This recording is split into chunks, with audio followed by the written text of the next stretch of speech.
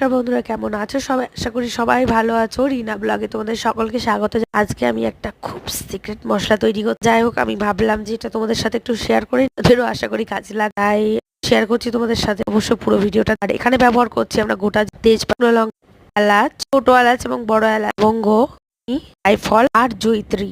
জায়ফলটাকে অবশ্যই তোমরা আগের থেকে একটুখানি গুঁড়িয়ে নেবে, পরে খোলায় একসাথে ভেজে নেবে। আর বেশি কালো করে ভাজবে না, বেশি পোড়াবে না। যখন দেখবে হালকা হয়ে এসেছে তখন অবশ্যই এটাকে নামিয়ে নেবে। আর এটা একটু ঠান্ডা হয়ে গেলেই তোমরা গুঁড়োটা করো, তাহলে বেশি সুবিধা হবে আর কি।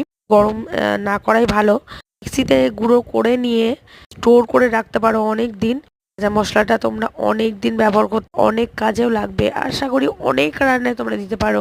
ধরো ঘুগনি, চপ, সিঙ্গারা, অনেক রান্নায়, পাঁচ মেশানো তরকারি, কিছুতে এটা ব্যবহার করা, যেটা মনে করবে দিতেই পারবে। জানো, যাই হোক আমি এটা ভালোভাবে গুঁড়ি। এবং ভিডিওটা কেমন লাগলো অবশ্যই আমার কমেন্ট করে জানিও। ভালো